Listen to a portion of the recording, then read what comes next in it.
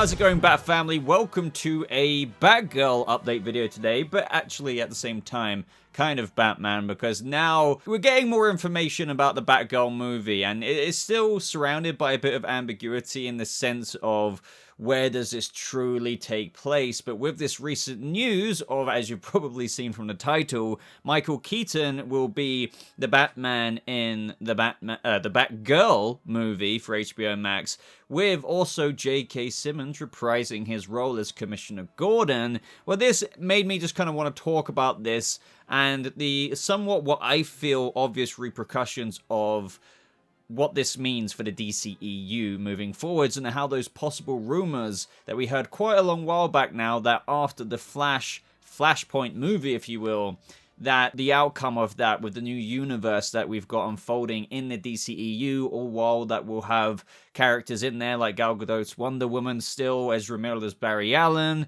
to all kinds of familiar characters still. We will also have a new wave of characters such as Supergirl. We will also have a new Batman with Batfleck gone possibly, which I do feel like is the direction it's taking. So I want to talk about my thoughts on this, obviously the direction of where I really do feel like it might be going. And yeah, let's start with the article. But before we do, like this video if you do go on to enjoy it. It really does help this channel out. Share it with your friends, but maybe if you don't do that, just give it a like, and do consider subscribing to stay up to date with anything, like literally anything like this that is brand new when it comes to superhero news. But in other Batman news as well, just before we dive into this, yes, before anyone asks me, I am working on my coverage of the Empire magazine issue that goes into a bit more of a deep dive with the cast and director and producer of the Batman. Hopefully I'll have that in the next day. So Variety posts this: Michael Keaton to play Batman in Batgirl starring Leslie Grace. Now before we get into the actual words of this article, do you remember this photo that was posted by the directors of the Batgirl movie, and where it was officially rolling in production, it was officially filming, and I was always intrigued by this photo. I didn't really talk about it too much at the time, but it made me think, okay, so is this universe just going to be like a self-contained universe, kind of like what Matt Reeves is doing with the Batman? It does not pertain to the DCEU whatsoever, which I am very, very, very, very happy about. That still made me ask a large question of, okay, so is this its own thing as well? Wouldn't be surprised, you know, it's an HBO Max exclusive movie, but then we kind of got more info, didn't we? Like JK Simmons, excuse me, phone notification there, is Gordon. Who was he before? Gordon in the Snyderverse, the DCEU. So, you know, then when you start to think about that, it's like, okay, very, very interesting. Now, what do we have coming out first before Batgirl comes to HBO Max screens?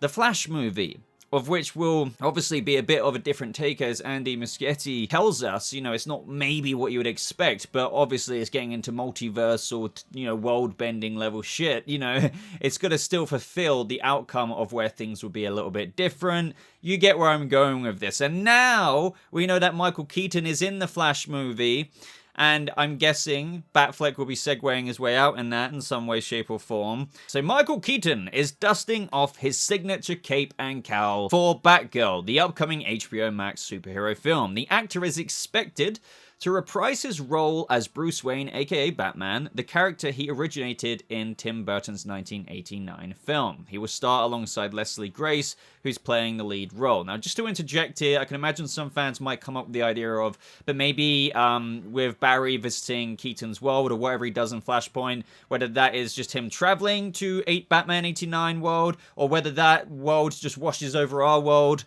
because of, well, the DCEU world, because of what Barry does. Maybe this movie is just going to be set in that continuity of when we revisit Keaton's character that many years later in the Flash movie. I don't think so, because the fact remains that we have JK Simmons, Jim Gordon, in this movie. So this is telling me that this is still after Flashpoint, and that's the way it's going to be, with the kind of grandfather role you may have heard about, with the rumors of which we are going to get into. So it goes on to say that he will star alongside Leslie Grace, who is playing the lead role. Though plot details have been kept under wrap, the film centers on the heroine, whose real identity is Barbara Gordon, the daughter of Gotham Police Commissioner Jim Gordon. Now, Warner Brothers declined to comment on Keaton's casting, and as previously announced, JK Simmons is returning to portray Jim Gordon after first playing the character in Zack Snyder's Justice League. Then, of course, we have the information on which I'm very, very, very, very, very, very happy about. Brendan Fraser is playing the villainous Firefly, a sociopath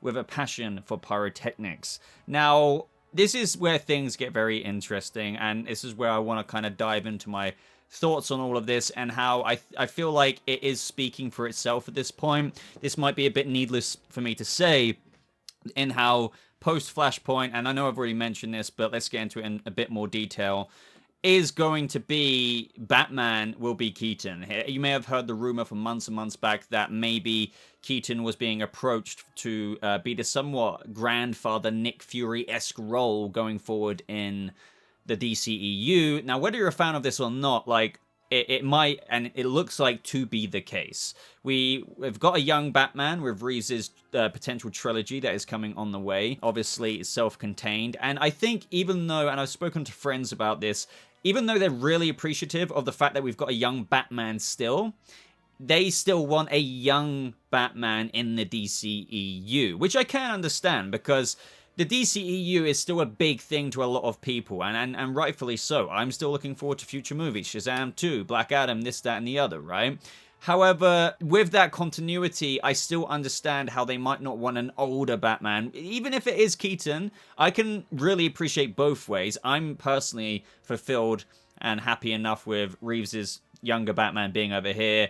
And I get people's points of how they still want like a younger Batman like Affleck who could still do this, that, and the other in the BVS warehouse scene. They want more of that, if you know what I mean, rather than an older Keaton Batman Beyond-esque grandfather role to kind of do his thing. I get that, but I think this is what it is now. I think that it is what it is. It's such a shit kind of response sometimes, but I feel like it is the perfect way to kind of just put everything out there. Like, sometimes this is the direction, and this looks to be what it is, at least for the DCEU continuity. Now, I still choose to obviously appreciate this. Michael Keaton's back as Batman. We're going to enjoy him in Flashpoint.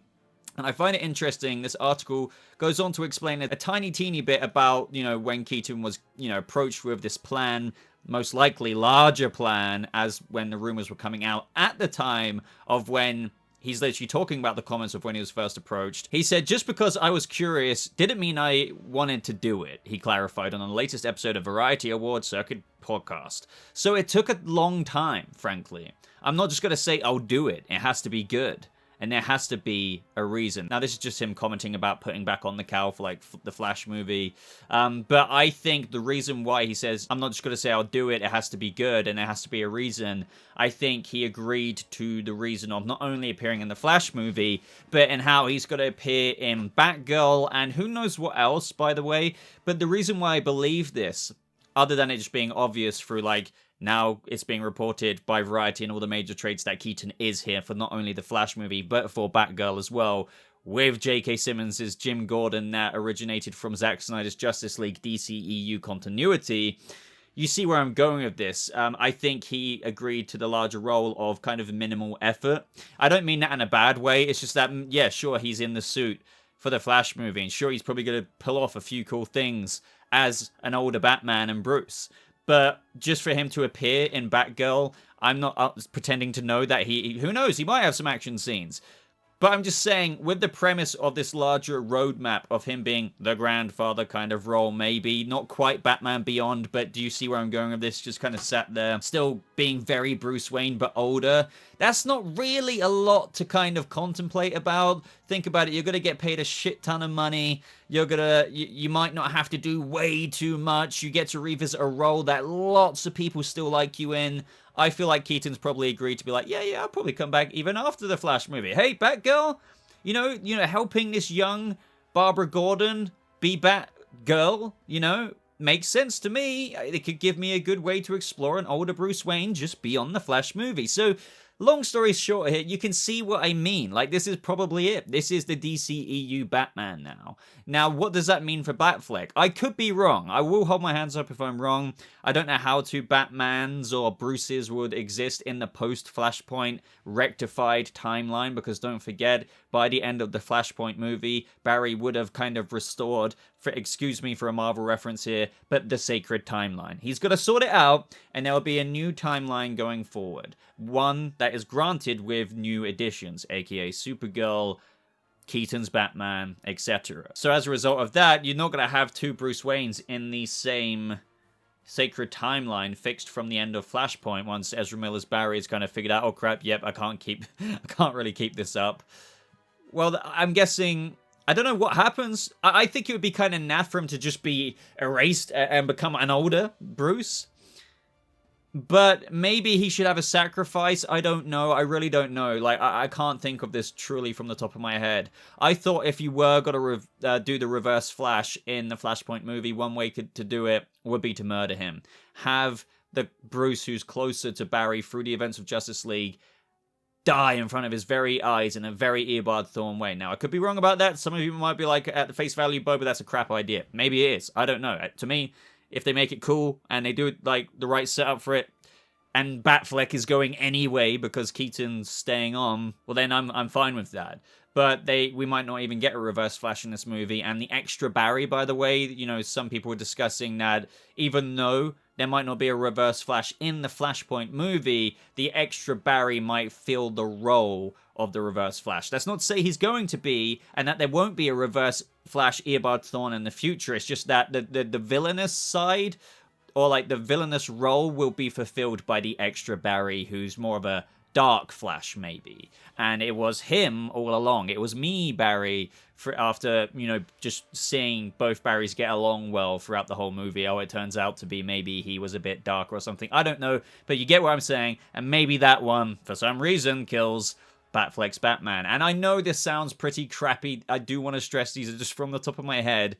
But regardless, the main point I'm trying to make here on the bottom line is that Batfleck will be going some way in somehow, some fashion in the Flashpoint movie. If, you know, if we're looking at it kind of, unless I'm really way off chart here, the fact that Michael Keaton, we now know, is in the Batgirl movie with a DCEU Jim Gordon. That tells me it's set after Flashpoint, which makes sense because it's coming out after the Flash movie.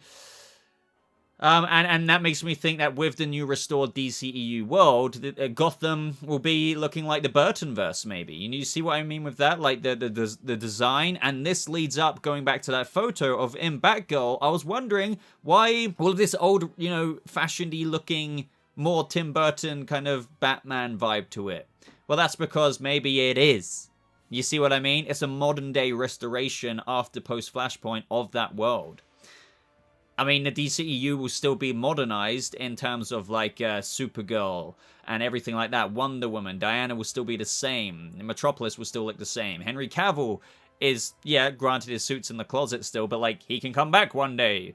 But, like, with this new world, as we know with what happens in Flashpoint, those characters can remain the same, but Gotham's visuals and concept can look different and more old-fashioned. I really don't know. That one's not so on point, because you could argue, like, why is there modern buildings in Metropolis? But then you look at Gotham and from the opening shot of, like, you know, Batman 89 and how different it is. But maybe they can modernize it a little bit, but you could still have... It's like Blade Runner, right? The old Blade Runner movies. It kind of was done in like the early ways of models of the city, but then you do 2049, it looks the same, but it's a bit more sleek of modern day cinema. They might put that spin on it. But those are my thoughts, guys. I just wanted to have a little bit of a ramble about my thoughts with Keaton being in Batgirl, what this means for the DCEU moving forward, and how that means it's likely he will stay on for the Batgirl movie. Obviously, well, he is. He mentors her. This means in future movies, all Keaton has to do to appear as Bruce Wayne is be like, hi, I'm here, I'm an older Bruce Wayne. I get people's frustrations with how this might take away from a younger Batman now, because how do you have a older Batman and a younger Batman being Bruce Wayne at the same time? But what this could invite is a Batman Beyond story, although they may be fulfilling that through Batgirl being mentored by an older Bruce here. But who knows, we could actually have a Batman Beyond as well-esque storyline where he also trains an actual new Batman, if you know what I mean. Lots of potential, lots of discussion, I understand, between fans, because regardless, the DCEU is taking a new direction now, whilst maintaining the best strokes of paint that they had with the most popular characters, but also at the end of the day, when you're doing a multiversal event like this, it will have a new outcome. It just will. It won't be the pace of the universe that a lot of fans fell in love with, albeit a controversial one in the first 5 years with Snyder. So let me know your thoughts, ladies and gentlemen, down in the comments below. Like this video if you did enjoy it. Make sure you subscribe for more videos like this. Would appreciate you to check out my links in a top pinned comment. It's not in the description, it's in that top pinned comment. So follow me on Twitter, Discord, and all good things like that. But thank you so much for watching. I hope you all have a lovely rest of your day, and I'll see you fellow Bat family, or DCEU family, in the next video. Goodbye.